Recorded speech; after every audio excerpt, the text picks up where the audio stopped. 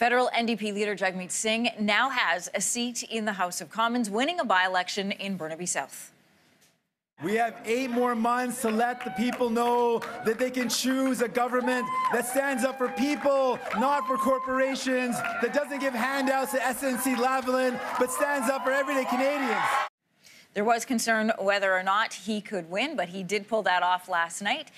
This could have put his leadership in jeopardy. That's been in the news in the last couple of days. With those worries now firmly behind him, he can start to focus on the upcoming federal election. Joining us with her analysis of what lies ahead for the party is former NDP MP Olivia Chow. Good to have you with us this morning. Good morning. All right, so he has his seat secured in the House of Commons. People will finally get a chance to see him in action in question period.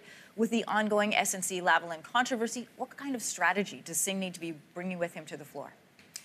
I think he needs to focus very much about people's livelihood, affordability, because I think his win, which is by no means secure, before, and I'm glad he won, and I think it's a win for the people that are struggling because life is really not that affordable.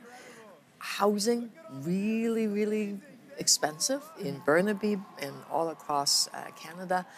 And medication is also expensive. People are also stuck waiting for buses and subways. So a lot of daily living kind of struggles, and he will be able to provide a progressive alternative to Justin Trudeau's government.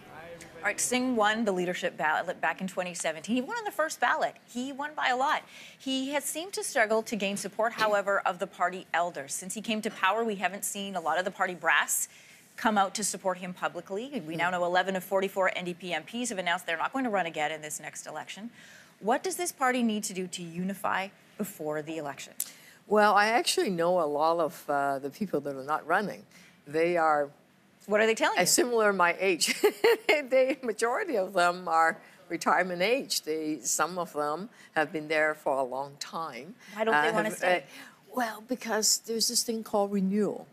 Another reason why I'm not running, because, hey, at a certain age, once you've done it for 35 years, you say, well, maybe it's a chance for new energy, new kind of leadership. So you would notice that there's a sense of renewal happening in the party, new candidates, we have a new leader, but the core value is still the same. It's connecting with people and saying that we're on your side.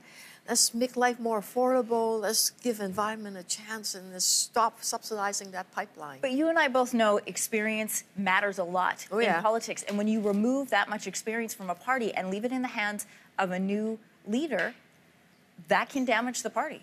Well, which is why you see some very experienced people running against Sven Robinson. He was there before I even became an MP, right?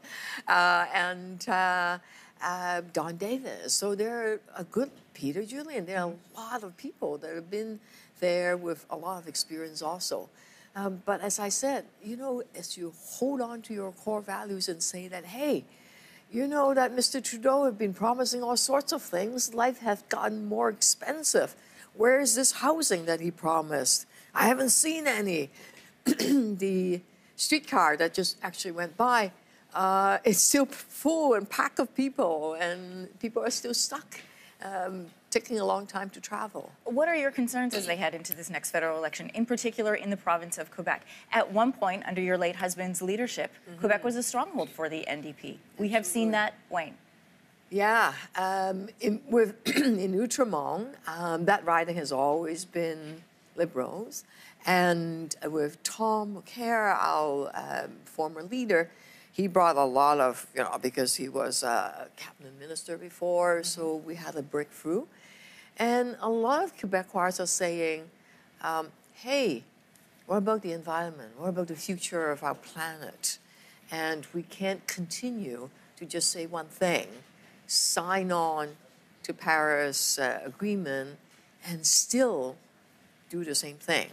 And the climate change is a crisis because of global warming, so we really need to do something. And the NDP is going to be able to be there to provide an alternative to the Liberals. Good to have you in studio with us again this morning. There's a lot still to happen in these next few months before the election. Good to have your opinion today. Thank you.